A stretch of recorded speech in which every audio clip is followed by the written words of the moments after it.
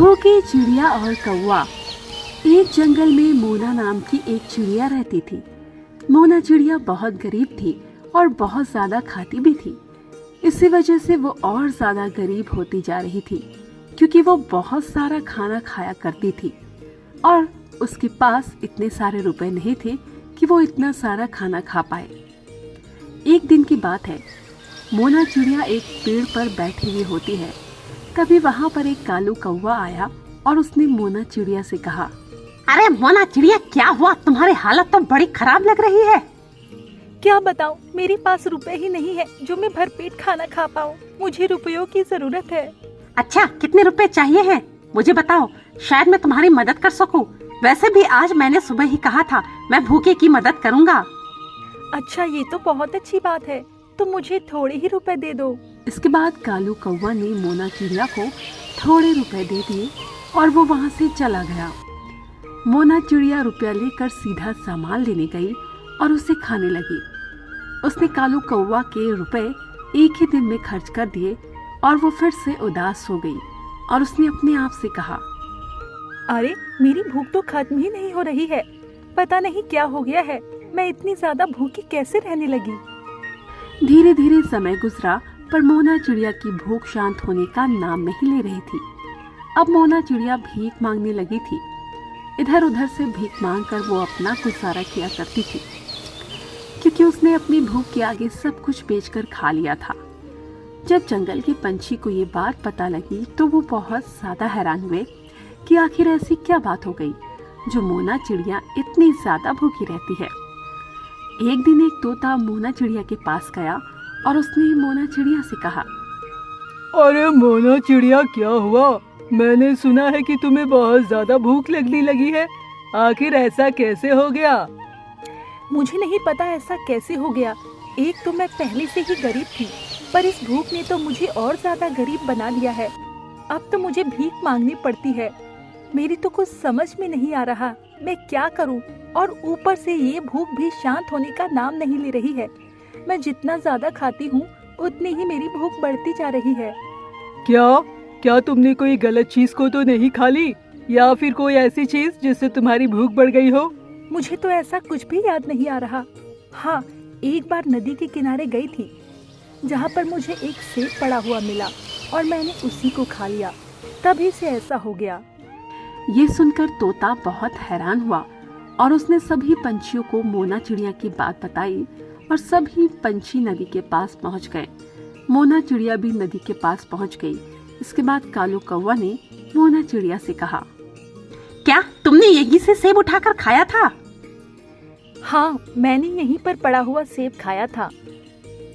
तभी वहाँ पर एक बूढ़ा कौवा आया और उसने उन सभी से कहा, अरे यहाँ पर तो शापित सेब गिरते हैं, जिससे भूख बढ़ जाती है।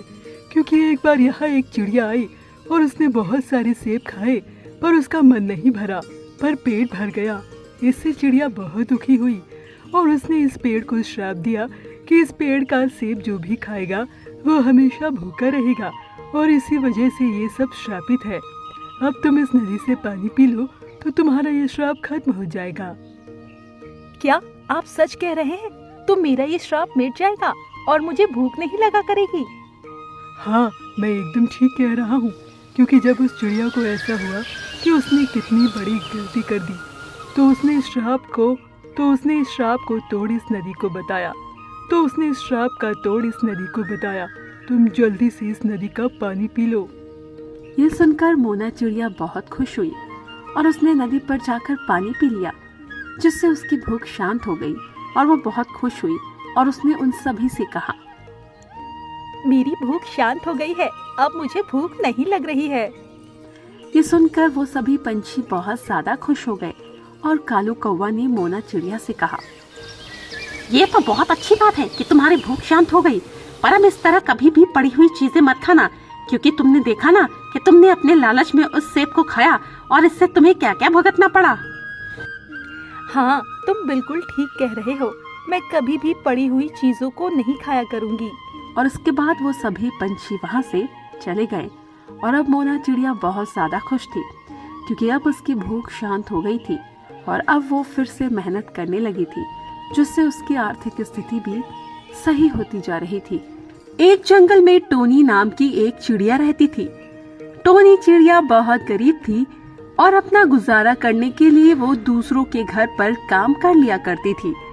टोनी चिड़िया अकेली थी, पर फिर भी वो बहुत मेहनत किया करती थी। धीरे धीरे सर्दियों का मौसम आ रहा था, जिस वजह से टोनी चिड़िया सर्दियों का इंतजाम करने में लगी हुई थी। एक दिन की बात है, टोनी चिड़िया एक पेड़ पर बैठी हुई होती है। तभी वहाँ पर एक कालू कौवा आया और उसने टोनी चिड़िया से कहा, अरे तुम यहाँ पर क्या कर रही हो? अब तो सर्दी आने वाली है, अपने घर पर ही रहा करो। हाँ, मुझे पता है कि सर्दी आने वाली है, उसी के बारे में सोच रही थी।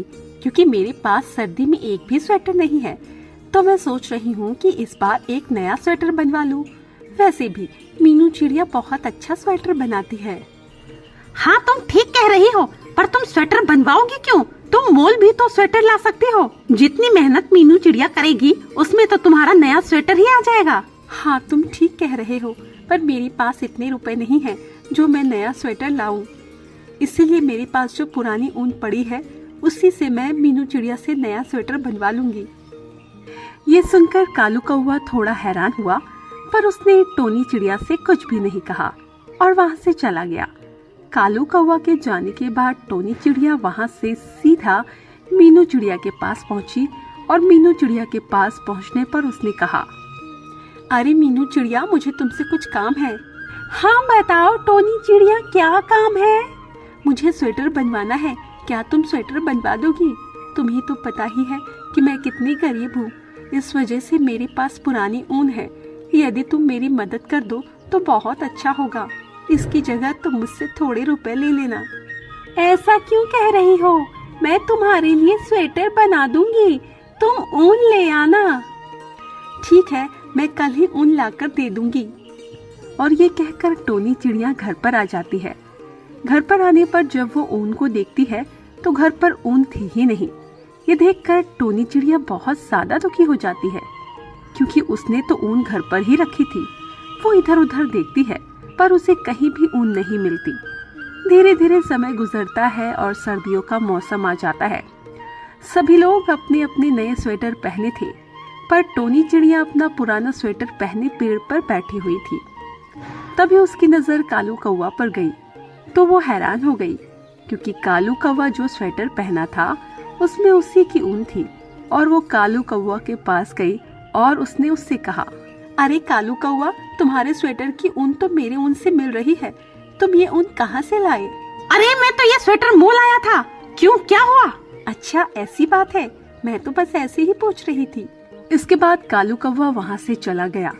कालू कौवा के जाने के बाद उसने अपने आप से कहा, हो ना हो ये मेरी ही ऊन है, मैं मीनू चिड़िया के पास जाती हूँ। और कहकर टोनी चिड़िया मीनू चिड़िया के पास पहुँची और उसने मीनू चिड़िया से कहा, क्या तुमसे कालू कौवा ने स्वेटर बनवाया था? हाँ, कल तो वो मुझसे स्वेटर ले ही गया था। उसकी ऊन बहुत ही अच्छी थी, पर थोड़ी पुरानी थी। क्या इसका मतलब है वो मेरी ऊन चुरा कर ले गया? मैं कुछ समझी नहीं, तुम क्या कह रही हो? मैंने तुमसे कहा था ना मुझे स्वेटर बनवाना है, पर जब मैं घर पहुंची तो मेरी ऊन घर पर थी नहीं। इसका मतलब कालू कौवा ने ही मेरी ऊन चुरा ली थी और उसने उसका स्वेटर बनवा लिया। ये सुनकर मीनू चिड़िया को भी काफी दुख हुआ। इसके बाद मीनू चिड़िया और टोनी चिड़िया दोनों कालू कौवा के पास पहुँचे और मीनू चिड़िया ने कालू कौवा से कहा, क्यों कालू कौवा, तुमने टोनी चिड़िया की ऊन चुराई और उसका मुझसे स्वेटर बनवा लिया? ये सुनकर कालू कौवा बहुत ज्यादा घबरा गया और उसने मीनू चिड़िया से कहा, नहीं नहीं, ये झूठ बोल रही है, मैंने ऊन नहीं चुराई। क्या तुमने उसकी ऊन नहीं चुराई? पर ये तो कह रही थी तुमने ही चुराई। और उन लोगों की ज्यादा कहने पर कालू कौवा ने अपनी गलती मान ली और कहा, हाँ मैंने ही चुराई थी, क्योंकि मुझे टोनी चिड़िया की ऊन पसंद आ गई। तुम्हें शर्म नहीं आई? तुम्हें पता होना चाहिए कि टोनी चिड़िया कितनी गरीब है। अब तुम ये स्वेटर टोनी चिड़िया को दे दो। ये सुनकर कालू कौवा ने वो स्वेटर टोनी चिड़िया को दे दिया और स्वेटर को पाकर टोनी चिड़िया बहुत खुश हुई और वहाँ से चली आई। अब टोनी चिड़िया बहुत खुश थी, क्योंकि अब उसकी सर्दी आराम से गुजर जाएगी, क्योंकि अब उसके पास उसका स्वेटर था।